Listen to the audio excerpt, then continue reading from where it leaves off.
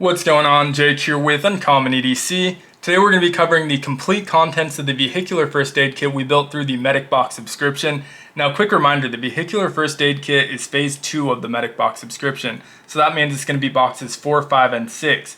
So obviously this is going to contain spoilers for the standard and pro items from all 3 of those boxes. If you're not ready for spoilers, I would tune out now, come back when you're ready, or even check out my playlist on MedicBox where you can go at your own pace and just choose the individual box you're ready to spoil.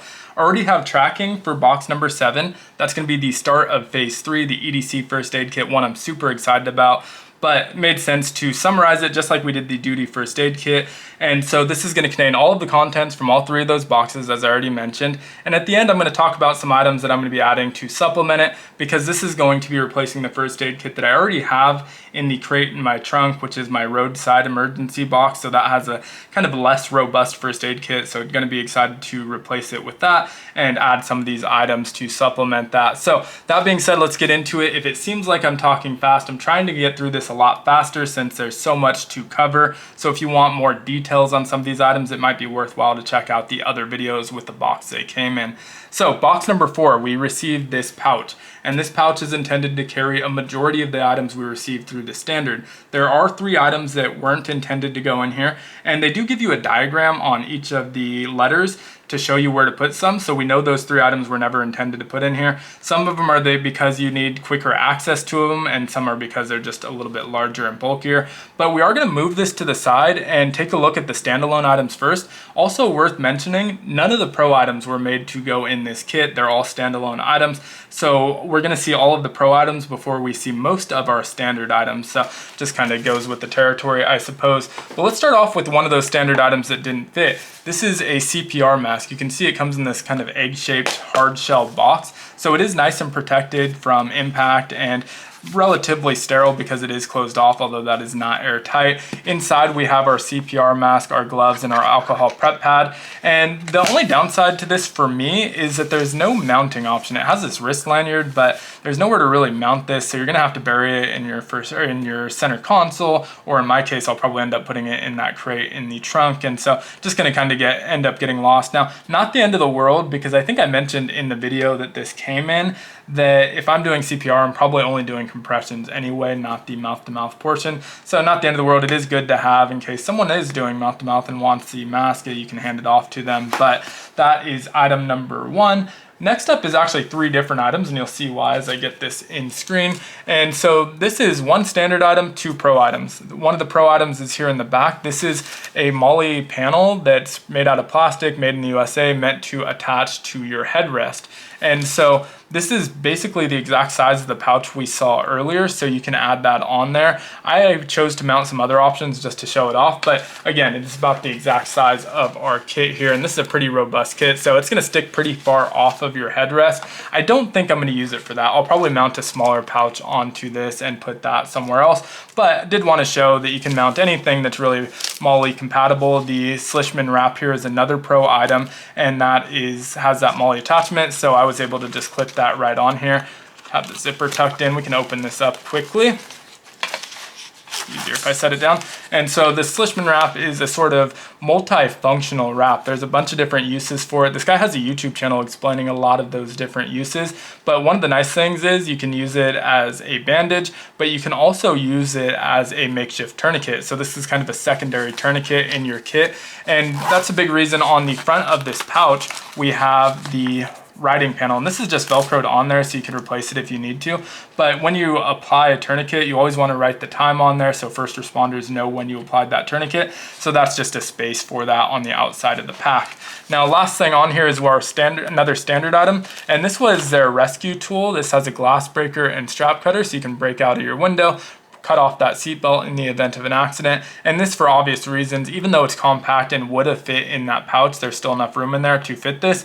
You want quick access to it. If that pouch isn't readily available from your driver's seat, this is going to be a lot less useful. So those are 3 more items. we have a few more to take a look at. Let's move these off to the side to make a little more room. So up first is another pro item. This is from Blaze Defense Systems, just a standard fire extinguisher. Nice compact size though. You can see 14.11 ounces. This is the MK9. They also have an MK20.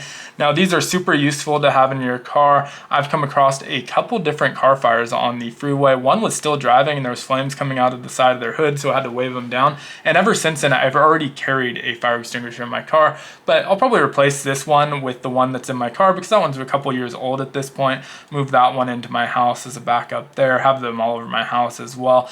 I just picked up a bunch of them when I picked up the one from my car, but really great item to have. This was one of the pro items. We have a different fire suppression option in the standard items that we'll see in just a moment here. So next up we have the APLS emergency blanket, and this is basically a more robust Mylar blanket. So you can see it's a different material. I don't remember what the material is. I'm sure it said it in the letter, but this was from the premium items.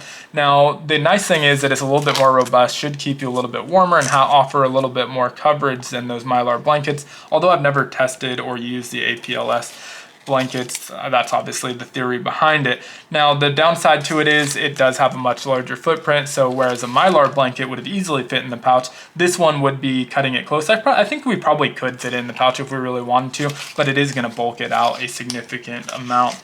Two more items before we break into that pouch finally. First up is a little bit of a more niche item, and that is the Responder pelvic sling. And so it's exactly what it sounds like. This is for pelvic injuries, and so it's for a very specific use case. I feel like this one's okay to be in the trunk, out of the way, not really readily accessible. If you need it, you'll know exactly where to find it, but in most emergencies, you're not going to need a pelvic sling. This was one of the pro items, and so I think it does make sense that this one, again, is outside of that pouch. Now, last but not least, before we break into the pouch, is our last standard item, and this is the first response fire blanket. And so it's a fiberglass blanket, 40 inches by 40 inches, good size, and another nice option if you don't want to be spraying it with a fire extinguisher. You have the fire blankets. You have a couple different options, and this is really great, especially if there's something next to a car that caught on fire that you want to put out. I think for a lot of vehicle fires, you want to just get away from them and let them burn. Most likely it's going to be a loss anyway, unless you're trying to rescue someone in there. I probably wouldn't worry about a fire in a vehicle, but that's just me. But really nice thing about this, even though it doesn't fit in the pouch, you can easily slide this under your driver or passenger side seat. Most modern cars have a lip in the front, so it's not going to come sliding out under your pedals or anything. I know mine, it's almost impossible for something this size to slide out from under my seat. So this will most likely just go under my driver's side seat. Really nice item to have. For the same reason, it's nice to have that fire extinguisher. But finally, let's get that out of the way and open up our pouch. So a couple things about the pouch. It comes with this Velcro panel on the back that's removable. So if you have like one of those bags that has Velcro hook and loop, you can just stick it directly to the outside of the bag without this panel. But it also has all of these MOLLE attachment points, and it's, like I said, the exact size of that MOLLE panel for your headrest. So you can mount this on your headrest. For me, I do feel like that's just a little bit bulky, and if I remove that, I think I can put it on that little center hump in the back of my back seat, or in the front of my back seat, and that's reachable from the driver or passenger seat, and it should stay pretty put with that Velcro on my carpet.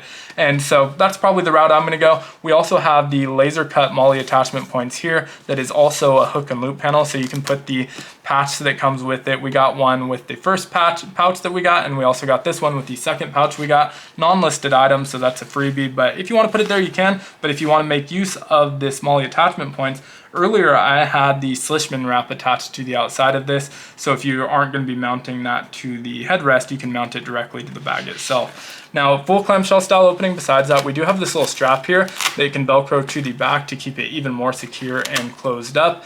But you have these zipper pulls, wraps around, and you'll see that this is packed tight, but with room to spare. And so I didn't put everything exactly where it's supposed to go, just because I felt like this layout gave me a little bit more space, and now I have a little more room to supplement. But you can obviously lay it out. In the letters, they tell you exactly where to put each of the items that come in it, so you know where to slot those in. And so I didn't follow that, but you can. A lot of them are in the correct slot though. So you can see I chose not to make use of most of the elastic loops on the left-hand side. I did put the two safety pins that came with our cravat but everything else I just left empty so it was a little bit flatter. Now behind there we have the control wrap bandage. This has, it says the bandage with brakes. It has this control bar in there for mounting it, and so just a long bandage that has that control brake inside packed in there. Behind that, these items were intended to go in this slot. We have the Olay's modular bandage, and this is a bandage. It's Z-packed. I forget how long it is. It probably says somewhere on here, flat packed 4 inches. So it's 4 inches wide. I think it's something like 2.5 or 3 meters long. It has instructions on how to use that. But it is Z-packed gauze, removable occlusive plastic sheet, pressure cup, and hook and loop control straps. Obviously left this one in its vacuum seal. And this one, because of how it's sealed, you have all this extra room up here, and that's why I chose to put the control bandage there. It just kind of evened everything out instead of having a flat spot in the pouch. Last up on the left-hand side is our beacon chest seal, and this is a 2-pack, even though it's not as obvious as the one that we received in the duty first aid kit. This is still a 2-pack. Now, shout out to Exploring It All, who pointed out that you don't need an exit wound for these. I always assumed that with these chest seals, they're meant for something that has an entry and an exit wound for those sucking wounds, and you needed to put it on both sides. But if you just have the entry wound, you can just use one side of it. They're perfectly applicable in those scenarios as well. So again, huge shout out to him for pointing that out in the video that this one came in, but obviously going to be a helpful item in the event of an auto accident. Now onto our other side, we have a lot more items on this side, so we'll run through them somewhat quickly. And you can see we have this flip out pouch. I don't think the letter had anything that they said was supposed to go in here, so you can really supplement whatever you want, but I did choose to put some items in there just to kind of even out the fit, just like I did on the other side. So over here we have a dedicated elastic strap that's made for this nasal airway. And so again, I left this one vacuum sealed because these are pre-lubricated, so I don't want it to dry out or not be sterile since it's going into an airway. But there is a dedicated slot that really nothing else that we got in any of the 3 boxes fits into, so you can tell that this pouch is purpose built for the items that they sent along.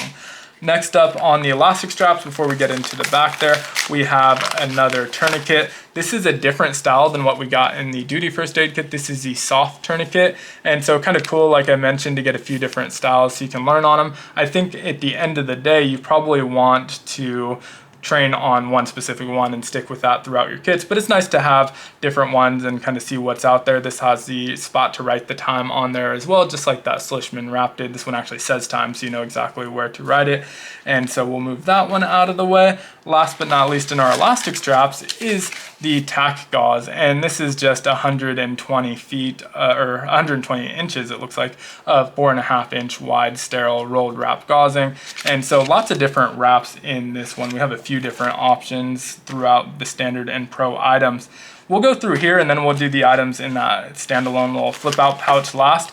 So here we have the minor burn kit. I ended up packing it all back into this bag, even though it takes up a little bit more room, because it tells you exactly what's in there. So if someone's not familiar, it's not just a bunch of individual items floating around if someone's not familiar with your specific first aid kit. So obviously we have the couple of different sizes of super skin bandages, which are great. We also have a few packs of burn gels, the APAP pain relief tablets, the antiseptic towelettes, the hand wipes, the cloth tab, which is one of those dissolvable tabs you put in water and it expands into like a full washcloth style rag, and then you have a pair of gloves in here as well. And I just thought it was more useful, even though it took up more room, to have that content list. I guess I could have printed it out and put it like a rubber band or something to get a little bit smaller, but did not go that route.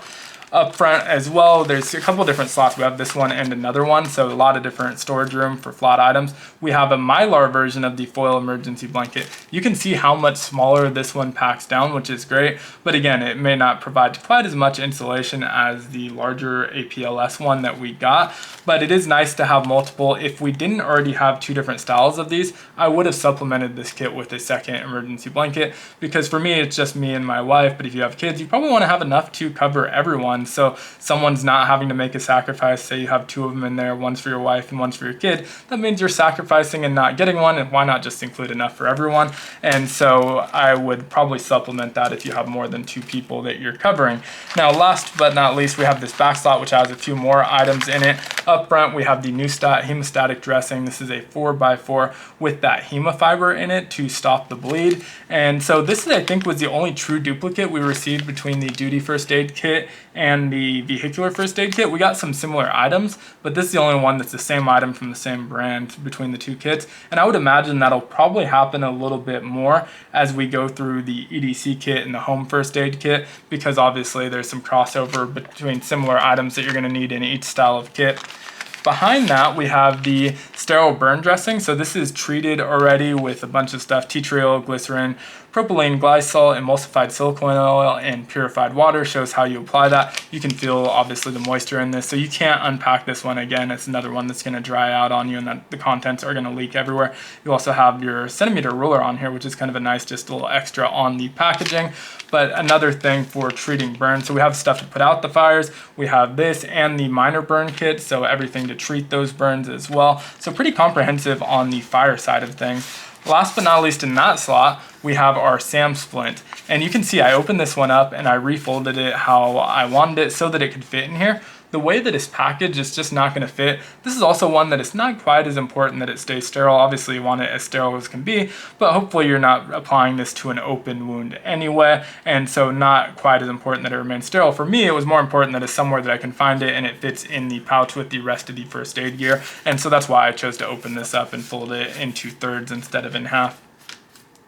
Now we have our little flip out compartment. Again, all of these items were meant to be slotted somewhere else. I just like the fit a little bit better here. So we have the protective eye patch here, and you could probably leave this in the bag to keep it a little bit cleaner. I ended up pulling it out just because it was easier to show on camera, but I did hold on to that bag, so I may just clean this back up and stuff it in the bag before I put it back into my car. But then we have our cravat. Worth noting with the cravat, I actually put the safety pins along one of these loops so they're not together. So that's kind of something that could be a little bit confusing if someone else is using your kit. You may want to keep those together. I ended up separating them. I know where they are, but it was something to keep in mind for sure. I also held on to the instructions because I've never actually used one of these as a sling or anything like that. So it's a triangular bandage, but they have step-by-step instructions and illustrations on there. And so I probably should practice with it before ever having to use it in a real world situation, but at least I have the instructions here still as well, so I held on to those. And then last but not least, we just have a roll of bandage here, medical tape, whatever you want to call it, and I kind of flattened it down a little bit just so it would fit a little bit better in there. It sort of started to expand. As I keep flattening it down, eventually it'll keep that shape, and this is just as usable as the round one for me, so I just prefer to flat pack them so they take up a little bit less space. But that was all of the items we received in the 3 boxes. Very comprehensive kit, but there are some items that I would consider supplementing, being that it's a vehicular first aid kit. And so one of the items is an item that we got in the duty first aid kit, and that's this Guardian Angel light. It's got the signal light, an area light, SOS, beacon lights, and so a bunch of different modes for getting people's attention. So if you're in an accident and you're treating someone on the side of the road, you want to make sure you're visible so you don't get run down by a car, they don't get run down by a car.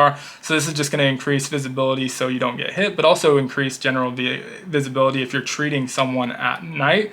And so I thought it was helpful to have this style of light, and I think it's perfect for that application because it is magnetic, so you can just put it onto the hood of a car or whatever the case may be. Whatever metal you have nearby, you can slap this on. A lot of car bodies now have plastic bodies, so you might have to search for it, but usually you'll be able to find some metal nearby, whether that's in like the door jamb or whatever. But I added this in there. There's another one that I would just add to my glove box, and that's just a quick boo-boo kit. This didn't really have anything to address small cuts and things like that, which makes sense because in that situation, you're going to want to treat the major injuries first. But sometimes there's not major injuries and you just want to treat small little cuts and things like that. Maybe the window broke out and they have some small cuts, but nothing major. You can put some Band-Aids on there just to keep them clean and from contamination and treat those. Or also just non-emergencies. We were in the car a couple of days ago. My wife cut herself on a cardboard box that she was opening, and so the edge of the box just gave her a nice little cut. And so having Band-Aids in the car and little alcohol prep pads to clean those up is just a nice comfort thing to have on you. Some other items that I would add, I'm not going to go too in depth because this is mostly supplementing my roadside emergency kit as well, but I do have some of these snap Chem lights in there for the same reason as the Guardian Angel light, just for signaling for people. You can kind of use them similar to how first responders are going to use road flares, just to signal people there's an accident, they need to move over, they're going to see this at night. probably not as useful during the day because these snap lights aren't that bright during daylight as like something like a flare, which is giving off that bright light and a decent bit of smoke. So not as useful, but still nice to have in a nighttime situation. We also had the Slishman pressure wrap and the tourniquet. They want you to write the time down so first responders know when you applied that, so they know when they need to get it off by. And so I would also add a Sharpie. I added this one because it can just thread through these MOLLE webbing, and it's kind of a little bit more tactical, so you can grab it out of there and pull it quickly. This one also is in brown ink, which is a little bit interesting. Maybe would switch it for a black ink one, but I just kind of like the form factor of this version. But I would probably add some version of a permanent marker, and permanent markers are better than pens here because they're going to show up on the Slishman wrap and the tourniquet, but you can also write on like skin and other surfaces with that permanent marker a little bit better than you would be able to with a pen. And so I would probably add some sort of permanent marker in here. And then last but not least, to go with those emergency blankets, I just have some of these hot hands. This is a pack that was already in my car. I just kind of pulled out for the video, but just a pack of hot hands to keep you a little bit warmer. It's just one of those comfort things. I live somewhere where it doesn't get that cold, but it's still pretty cold at night. You know, we get in the 40s and 50s sometimes during the winter, and so it would be nice to have them. Is you're probably not going to freeze to death, but in a rainy day where it's ultra cold, you might. And so nice to have another option for warming up besides just those emergency blankets.